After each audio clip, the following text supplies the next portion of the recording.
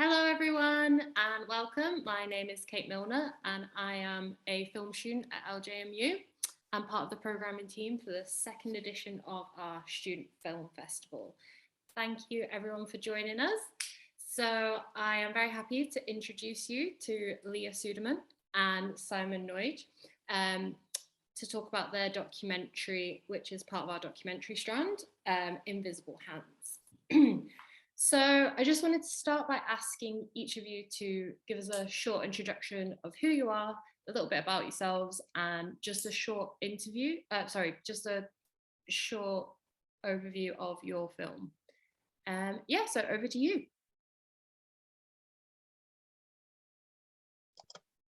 Yeah, Simon, do you want to start? Okay.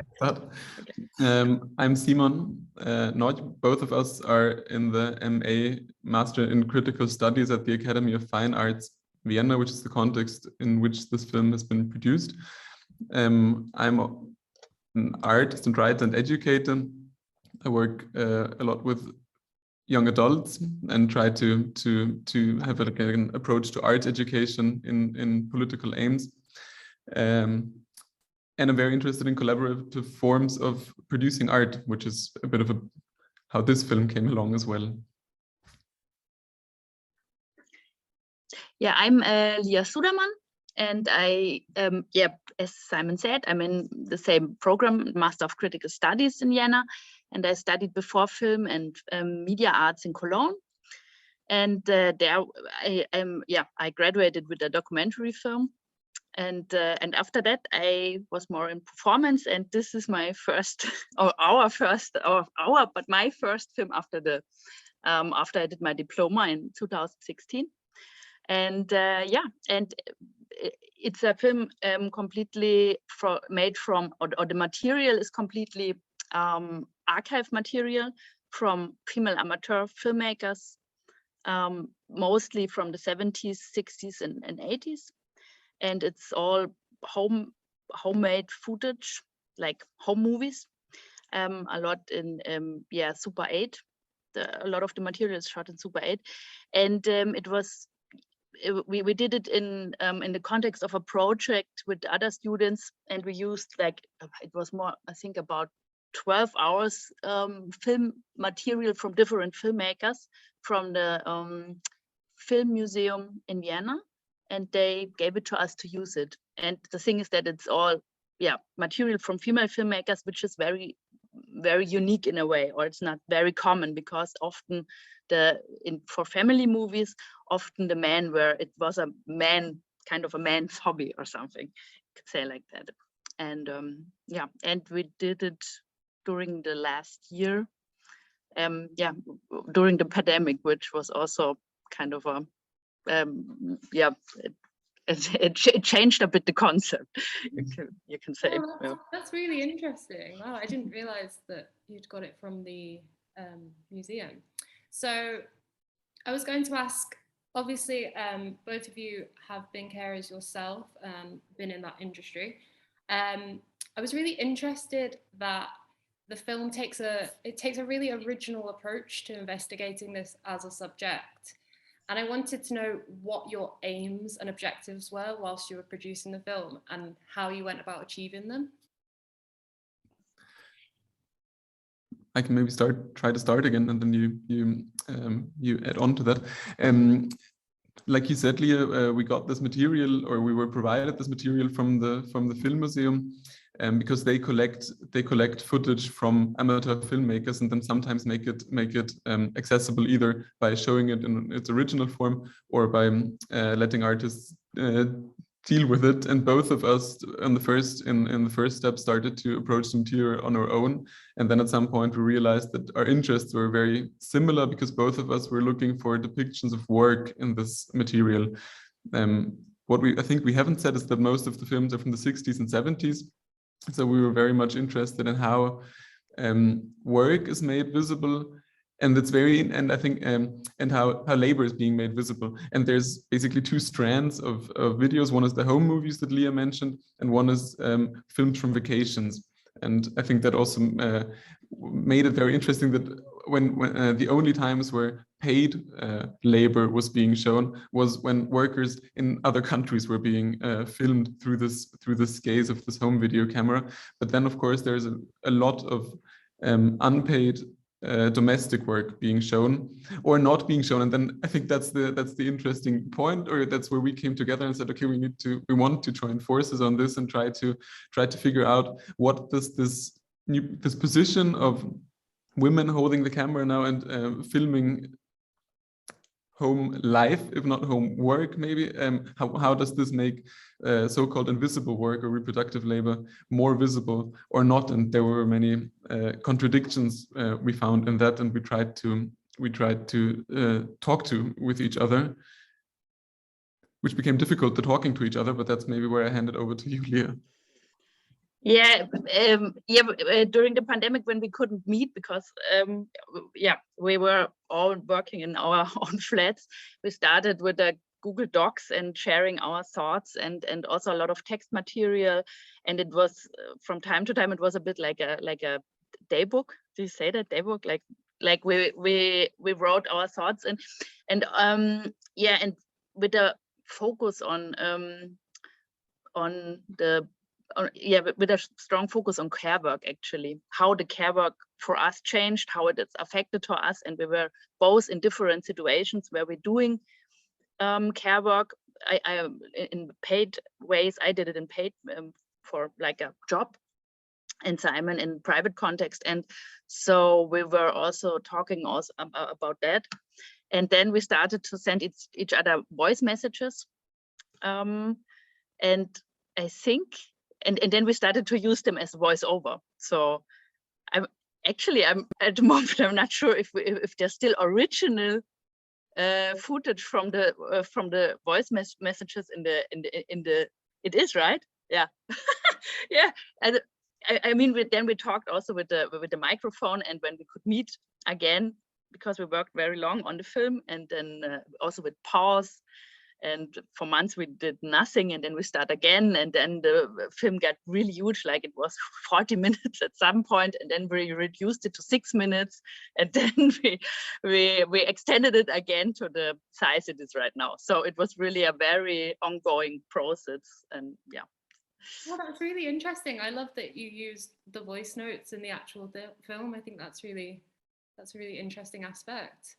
I was going to say, I really liked that you highlighted, as you say, you've worked in the care industry before, so both of you have experience in it. I liked that you kind of highlighted some of the rewarding aspects of it. I think there's a general notion that you don't really get to see or hear about. And I thought it was really interesting that you did that through archival footage. I think you've already kind of answered this question, but I was going to say, how did you go about finding this footage? And what were your choices with the footage that you actually picked? Hard to say, actually. I mean, because there's also still vacation material in the movie. So like winter sports, because it's all footage from Austria. So skiing, for instance, is a strong topic, and it appears in different materials from different filmmakers. And at some point we used it because it's we got thoughts about it, but also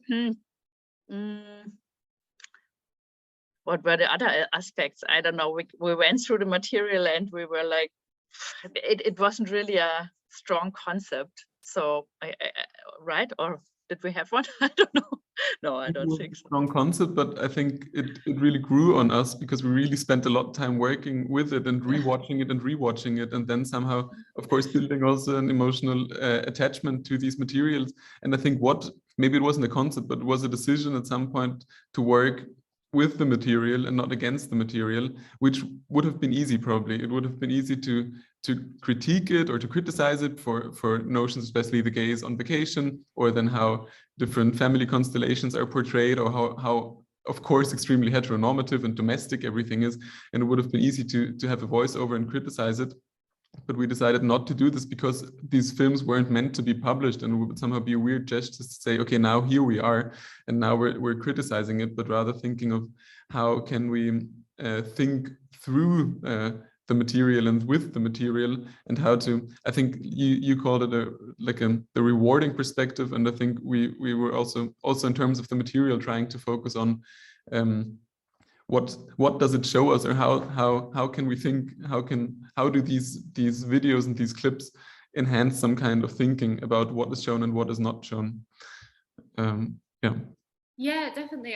I really agree. I thought it was really interesting that the footage, you could tell that you kind of had a relationship with these people that you didn't know, if that makes sense in a way, and you could see that you it was very sentimental, which I really enjoyed. Sorry, we've just been joined by Anas, the director of Santes Blech, the trombone that saved me. So if you just want to introduce yourself and tell us a little bit about your film, if that's okay. Okay, hi. First of all, sorry for joining late, because today is the first day of Ramadan and we were preparing the food. I'm Anas Salaheldin, the director of the short documentary Santes Blech, or The Trombone That Saved Me. I have studied screenwriting at Higher Institute of Cinema in Egypt. Then I moved to Germany to work as a video producer in Offener Kanal, Magdeburg. And there I was responsible for recording and filming interviews, concerts, and documentaries. And before the first wave of Corona, I met Stefan, the main character in the film Santes Blech. He was a former orchestra leader and music teacher who worked for more than 25 years in this field. Then because of health issues, he got retired. Then he started work as the street musician. I met him in the first time in the way of my work in front of the main station in Magdeburg. Then I started to talk with him. I liked the music that he's playing, and we started to film. Then the COVID comes, and we continued filming during the first wave of Corona. And that what is the film about? It's like a self-portrait about him. Music is just his life. Since he retired, he spent almost 2 years without playing music, and he was really sad, and he got depressed. Then once in a while he started to play music on the street. He really liked it, and it becomes his main job now. Yeah, it's a lovely film, and I was really touched by his story. I feel like you've answered this question already, but I wanted to know why you chose to focus on this topic and how you came about Stephen. But obviously, as you said, you came across him through work. But I thought it was interesting that you chose him as a subject. Yeah, for me, I really like street musicians, and I was focusing on them. And every time when I see a street musician, I talk with him and know the stories. In the beginning, honestly, I wanted to make about another musician in Magdeburg. He was Romanian, and he came to Germany 8 years ago, and he became really famous, and he made concerts all over Germany and all over Europe.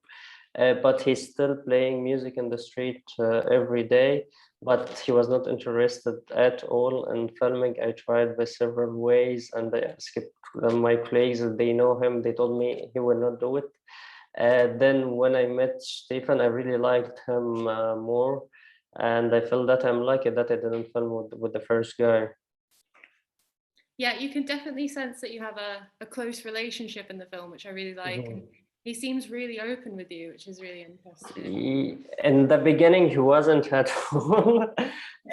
Like in the first week, I remember the first 2 weeks, he was acting. Like when I just put the camera, he was really acting, and he was not as natural as he was in the film. Then I didn't record. I just went to him and tried to be friend with him, to go outside, to have a dinner together, to ask about him, how is his life going, and to get to know him more, and also to share more personal info with him about me. Then we started that. I felt that he's ready, and the problem also, my German was not that good, and he's not speaking so good English. So we were communicating a bit by mixed German and English. And I got the idea that he's a music teacher and I'm interested in music too. So I asked him if he could teach me piano, and I recorded this, but I didn't put it in the film. But this was the first natural scene which was recorded in the film. After that, he felt okay with the camera. Then we started to film it again. Right, I see. This was one of my questions that I was going to ask you. So obviously learning piano, I was going to ask whether that altered your filmmaking process. Did it influence you at all, and did it change the way that the film looked in the end? In the beginning, as I told you, when I met him in the street, the first impression that I got about him, that he's really typical German who doesn't speak a word of English, or even if he speaks, he will tell me, sorry, I don't speak English, but he was not that at all. So he was speaking a bit English, and we recorded an interview with him in English. And when I watched this interview, it wasn't comfortable for him at all. And for every personal thing, he was just shifting to speak in German, and I didn't get it well. But then I said, okay, if I didn't even understand it now, I could understood it later, and at least I understood what he's talking about. So I told him, okay, we will speak in German. It's your comfortable language, and for you it would be much better, and I will learn also from you. So we started filming again in German. And as I told you, the first 2 weeks of wasn't really shooting, was just to get to know him. And then later, yeah, I used to go to his home like almost 3 or 4 times a week. He's living in a small village called Durban and Sachsen-Anhalt in Germany, and he was living in Magdeburg. It's like 1 hour by car. And he moves, or he could travel to a different city like 3 or 4 times a week. So I was meeting him there, or sometimes I can go to Durban, then we go together to the country that or the city that he will play. We shoot for almost 4 months, from end of February till end of June 2020. And the shooting takes around 25 days. And yeah, that was it. Yeah, I'm going to pass over to Simon and Lia here in terms of the process of filmmaking. So I thought it was interesting as well that I think you mentioned this in the film. You say that archival footage is often seen as being like this nostalgic and idyllic thing, and it's kind of nice, and you think of it like that. But you used it as a way to reveal the care and the labor that goes into care work. I just wanted to know how you went about this in terms of editing, and how the film kind of came together in terms of that. I think, like we said, I'll try to have a first go. I think, yeah, we tried to understand what kind of thoughts can be distilled from the material, and especially in terms of editing, and how to communicate through the material. I think there were those 2 aspects. On the one hand was, what does the material tell us basically, and how can then we communicate with it? Because then at some point that we accompanied the voice messages we sent each other with material that we already edited very sloppishly sometimes, because it was we just did it for each other and sent it to each other, but then it already started telling small stories, or probably jokes or something, and then we grew attached to some of the cuts and some of the edits, and I think that's what we then took along. And then we spent a lot of time, when it was possible again, we spent a lot of time sitting together and going through it together and editing it, and trying to give it a kind of rhythm. And also I think we played a lot in the meantime, and that's probably was part of the 40-minute version that you mentioned, Lia, with trying to also portray it differently, or put one film still into another, or play with the sizes of it. But then we returned to the original material, because we thought, no, what's interesting is to make an essay out of it, and not to aesthetically make it a completely new form, I think. Yeah, definitely. I really liked that you kind of turned it into an academic argument almost, but it didn't feel like, to me, it didn't feel like someone lecturing me. It felt like two people kind of explaining something that I didn't know a lot about, and I thought it was really interesting that you kind of managed to do that in your film. What's interesting is to make an essay out of it. Yes, thank you.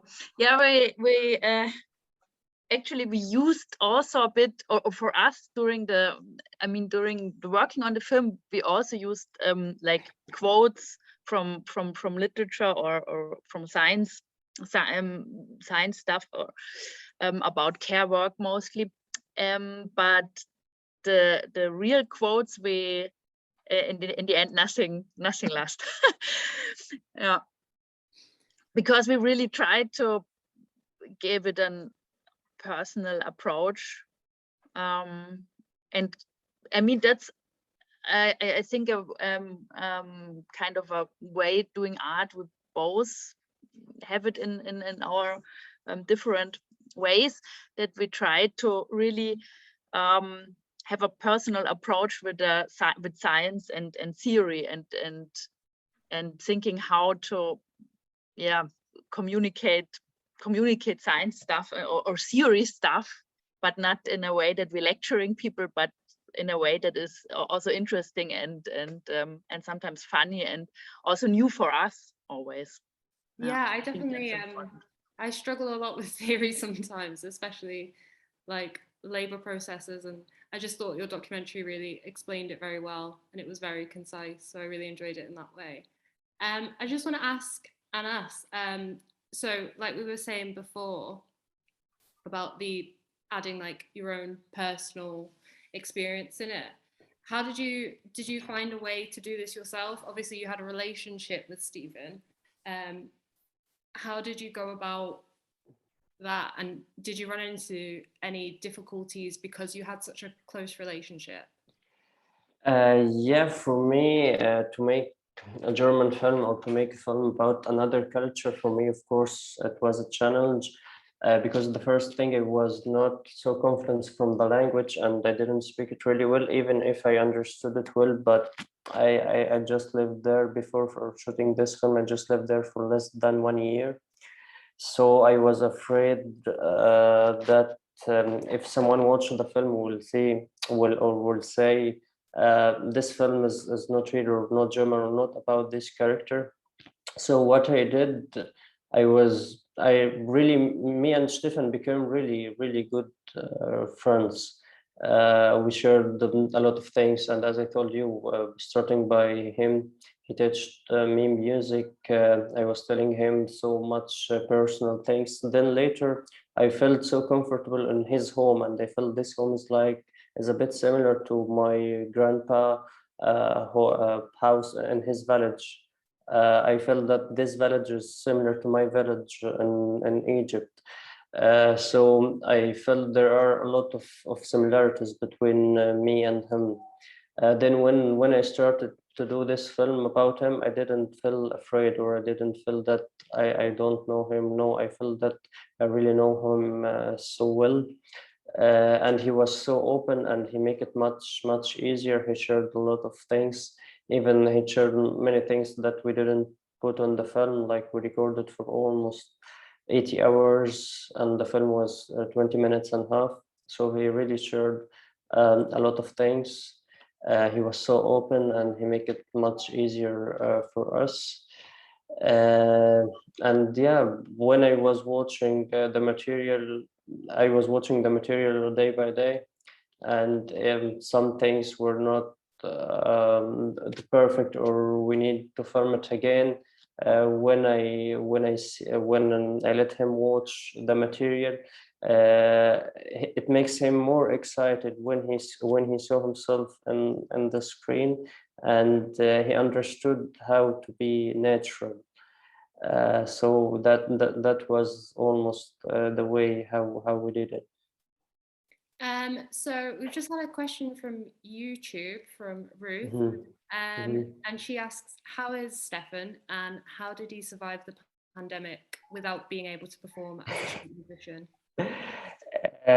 In the beginning, and like in the first 2 weeks of the pandemic, the Germans was going in the street regularly. No one would say anything, and almost really few people were wearing masks, and they just went outside like as they took a vacation for 1 or 10 days. So people were going on the street, and actually there was one scene in the film.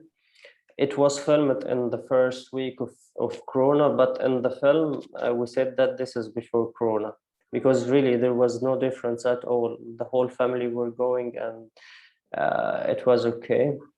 And in the first wave, it was not long, it was almost 3 months, as I remember.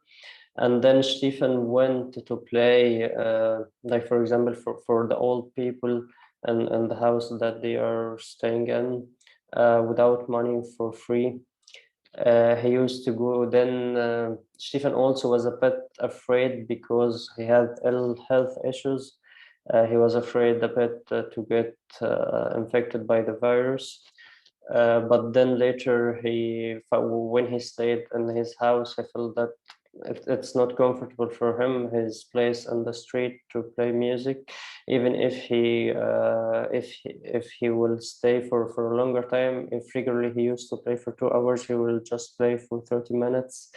And the people, some people said to him, it's better for you to go to your home, it's pandemic, you shouldn't play. But other people were happy, were supporting him by giving him money.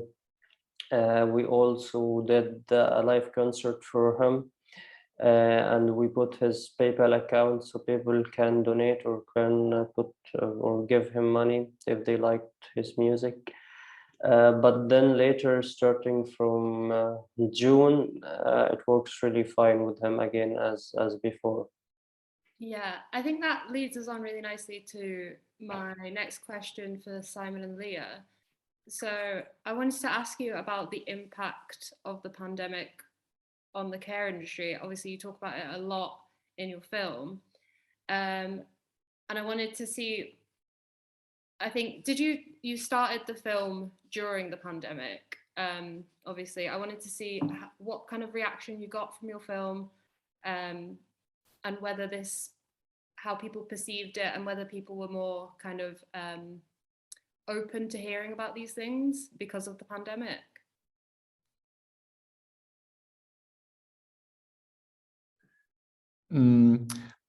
I think it's a tough one, because of course everyone's very open to talk about it, but it's not having become any better in any way, not financially at least, and especially not, I think especially not in terms of how caring relationships and families are being seen and being dealt with the government. And at the moment they're just don't care about it. Like they're especially now with people having to care for others, there's no regulations anymore. I think probably I'm just especially angry because we had this very good test system in Vienna where you could get tested for free, and now they knocked it, because we have a right-wing government, and they knocked it down not in order to, but basically making vulnerable people that were always the focus of the pandemic are saying we have to care about each other, and we have to care about the most vulnerable. And now now this is all being not taken any care of anymore for the logics of profit.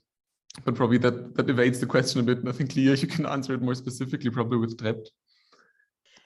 Yeah, I think there are different aspects. Yeah, Drept. What I did when we were working at the film, on the film, I also did a research on care work in a bit bigger picture, or a bit more in general, and for a theater play. And yeah, and there I meet and how can you say it? It's not a Verein. See, Simon, how would you call it? It's like it's a kind of collectivization, but it's not a union or something. It's not a union, but it was in the beginning. It was a Facebook group where 24-hour workers from Romania because it was a Romanian group, a Romanian speaking Facebook group, and 24-hour workers in domestic. Oh, I think Lia might have frozen there. Oh, no. Yeah, the signal is not working. That's fine. So Simon, do you want to continue? Ah. Oh, sorry, Lia's back. Back. Oh, I'm back. Oh, I had. Sorry, you froze for a second. Sorry. Is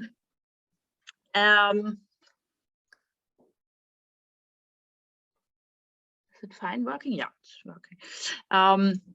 It's still working, right? Yeah. But it was very interesting. I met this group when they're demonstrating on the 8th of March on the Women's Fighting Women's Day, and they were demonstrating. And it's very, and we also thought also for the film, but also in general about how it's possible to go on strike for worker in the care industry or in domestic context, and also for unpaid people doing unpaid labor, because all of them are necessarily have to be at home because they're caring for people who need them all the time. So they can't go out, especially for workers from different countries which are not speaking the language, and also doing a live-in job, like they're living with the people they're caring for. That was a very difficult situation, and it comes to light in Austria because they, during the pandemic, they hired special trains to get them into the country because they are not so necessary for the care, complete care care working system in Austria. And they said that a lot will be done, and it's not really happening so far. So we will see how it turns out. But it was very disappointing because I was at least thinking in the beginning of the pandemic that maybe now that it's so in the focus of the media and a lot of people have talk about it, that it will change the conditions, but so far it's difficult. Mm. I think your documentary definitely makes the case for why things should change and the care work industry should have a lot more money, basically, and I think that's a really important part of it. Sorry. And also, I think what's also important is that there's a bit of a down spiral because it's always said in the media that the conditions are so difficult, and that there are not enough people doing the jobs, and it's not enough paid and all of that. But that leads more that nobody wants to do it anymore. So who can? A lot of people leave this work. So and that makes it much more difficult. So it's really it's also about how it's talked about in the media. I mean, the whole care work in general should become more the value should be more expressed or seen or shown. Yeah, and I think that's such an important point, because this question of visibility and invisibility has like a completely different dimension, because it's become very visible, and the problems of care work, both paid and unpaid, became very visible in those 2 years, but it hasn't changed at all the means of production of reproductive labor.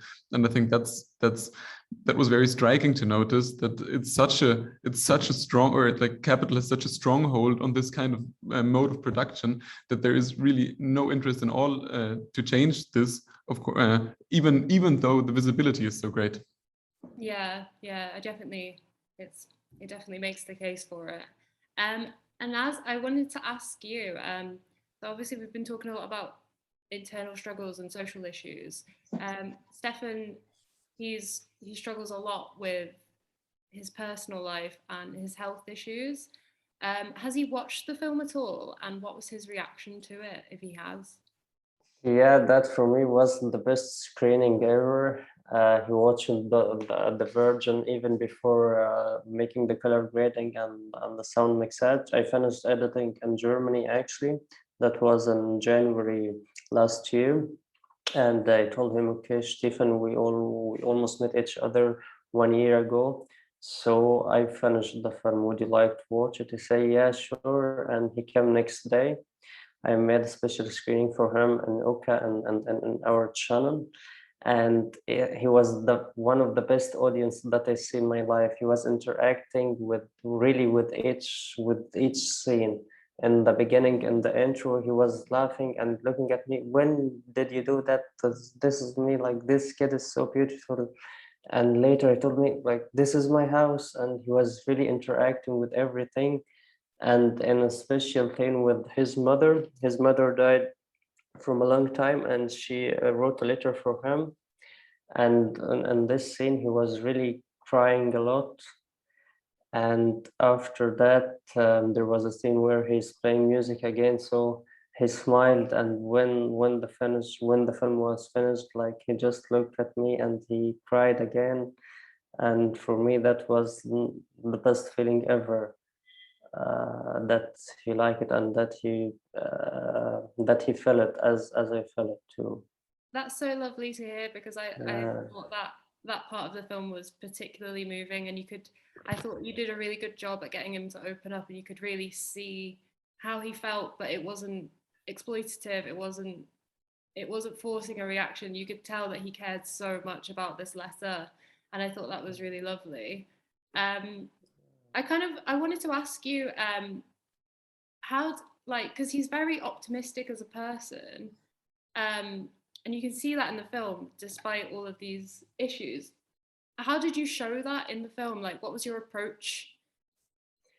As I told, for the beginning, it was actually a feature film, and it was more about his family and him, because he also has problem with his kids because they don't like him to work as a street musician. But when I watched the material again and I talked with Stefan again, I wanted the film to be more about him, not about his personal issues with his family, because also his kids, now they are not kids, like, they are older than me, but they didn't be a part of the film. So I just wanted to make a self portrait about him.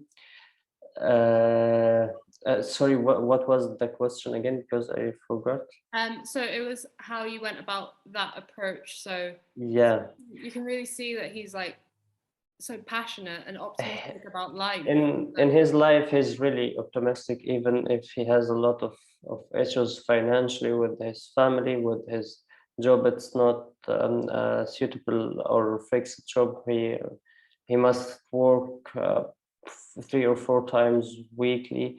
If he didn't, he would not have enough money to get food. But he always he's really optimistic. Like, when he got the house where he's living now, there was no electricity, there was no water. Even since I was there 1 year ago, the last time, there was no natural water. Like, he used the rain, the water which comes from the rain, to wash his dishes and so on. But right now, I was really happy, because he called me last month and he told me he got enough money and he will have water soon in his house. When he plays music, he just felt that he's living and he's happy. And even if he will just play this music for himself, so it always kept him going on. When he know, or when he get a feedback from one of the audience, or one of the people who are walking on the street, you're playing lovely music, we love the music that you're playing. Of course, this gives him an incredible energy and incredible potential to continue. Yeah, it's definitely very powerful. I wanted to ask Simon in particular, obviously you talk a little bit about your dad in the film. I wanted to know whether this was like difficult to talk about. How did you find that process? And do you think it changed anything in the film, the aesthetics or anything like that? Yeah, I did find it difficult. And I think it came about because we had this shared Google Doc, and Lia, you called it a daybook or some kind of a notebook that we had with each other. And at some point, and I think at some point we decided together which parts are gonna be in the film and which aren't. And for me, it's always easier to hide behind theoretical arguments or well-crafted sentences rather than personal accounts. And I think this was a very beautiful mode of working together to see that this can be made a part of the film, and was encouraged in our working together. Yeah, definitely. I thought that was a really powerful part of it, and I think it was nice to see that person behind it, I guess. So how did you guys meet at film school, or did you meet both as carers? Now, we did meet in the context of our study program, which is critical studies, which is not specifically a film school. So both of us have very different practices. Lia, you said, yeah, you came from documentary movies. Now you're more in performance. I'm more I have a more text-based practice actually, and we decided, I think, to join forces on this film project because it made sense in this specific instance to work with film, to work with this material, and also to leave it be a film and not to transfer it into a different medium. Although you probably, in one instance, you did transform it into a different medium. Yeah, I used that's true. I used parts which are now in the film. I used combined with other parts of the material, and also with voiceover for the theater play I made the last year. That leads us on really nicely, because one of the students from the course, Laura, has asked what you're planning to do next and what your next projects will be. So I'd be interested to hear more about that. That sounds really good. Yeah, maybe I start. I will do my master thesis, or write my master thesis right now, and I will do a performance as a master project, maybe with video. But it's a live thing for the stage, and I will do it in November. That sounds really, really interesting. I'd be excited to see that. That sounds really good. Simon, what about you? Have you got any future projects coming up? I'm also trying to finish this master that we've been on for a really long time now, probably with a written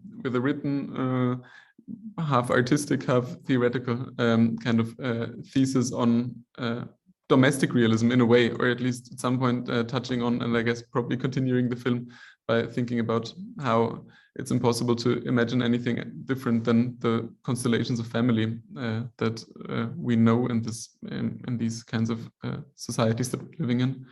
And one thing that Lia and I are doing together, it's not very far now, but we're trying to do a podcast with young adults on the necessity of a museum by young people, designed by young people for young people in Vienna. We worked on this for the past 2 years now, and now the young people we worked with were wishing to do a podcast as a museum, basically. That sounds great. If you send us the details, we can promote that for you, because that sounds absolutely amazing. Where can we find that? Is it a work in progress, or is it? Yeah, I see. We'll let you know gladly. Okay, lovely. Anas, what about you? What are you working on next? Right now I'm writing my first feature fiction film. It's about a pregnant woman who was giving birth during the first wave of Corona, and in the curfew time in a small village where there are no hospitals. So the film is like one of the road films from her village to the city, how she will go there and how she will give a birth for her kid. That sounds very exciting. I'm really excited to see that. Yeah, so I just wanted to ask you guys if you have any questions for each other. I don't know whether you've watched any of the films that are up at the moment, but I'd be interested to see if you have any questions regarding each other's films. I didn't watch the films yet, but I'm planning to start watching from Monday. So then later we can ask each other. Yeah, it's the same for me. I start watching the films. Yes, I will do it on the weekend, but I just start today. So I'm very excited to see it. Lovely. So I'm going to pass over to Lydia now. I think there's been a few questions on YouTube. And hello, everybody. Hello from me again. That was great. Yes, I've been monitoring the chat here. I'm not sure if there's going to be any more questions. There is one question which we haven't asked yet, which is specifically about Annas, and it goes back to this particular scene where your character Stefan is looking at the photos of his mother, and the question is, how was the process of editing the film with the stills of him and his mother? How was that, particularly as editing process? That's the question. During shooting the film, I asked him if he has old photos for him or his family and any archive videos where he was playing videos. Then he told me, yeah, and I watched it. I saw all of his photos. It was more than 600 photos. Then one day he told me, did I tell you about my mother? I told him not yet. He told me she wrote a letter for all of us. I told him, okay, I would like to see it. And we met without filming, and he started to read this letter, and he was so emotional. He just read the first sentence. I told him, okay, please stop. We will meet again, because I don't want to listen from you now, because if he repeated again, it will not be good. So we met on the next day. He came to the channel, and I started filming with him, and I talked with him, and he read the full letter. It was actually, it took more than 10 minutes, and it was so emotional. Then we put it, and I got the idea to combine it with those photos. I thought that it would be better than showing him, just showing him reading the letter. Yeah, that makes perfect sense. Yes, that's great. Yeah, in terms of questions from the audience, I don't actually have any more. I don't know if anybody else wants to sneak in one last minute, but I think Cait and speakers, you've done a great job. I don't think there's any really massive questions sticking up, unless you want to add something that we haven't actually asked you and you want to kind of make a point. I think, we will thank you, but yeah. Is there anything you want to add that you haven't had a chance to say yet? Well, that came up? No, great. Well, thank you so much for joining us. Thank you very much, Cait, for hosting it, for you coming, and to our audience, both in the Zoom and on YouTube, and hopefully the ones who will see us later, because we plan to actually eventually upload this as a recorded event. So yeah, thank you so much. Good luck, and please watch the films. Everybody, please vote for Audience Award as well. Don't forget, we have an Audience Award, and that is important. So go watching, go enjoying. Thank you. Thanks a lot for having us. Thanks for the invitation. Yeah. Good luck with everything. Thanks. Thank you. Thank you really Thank much. you. Bye. Bye-bye. Bye. Bye, everyone.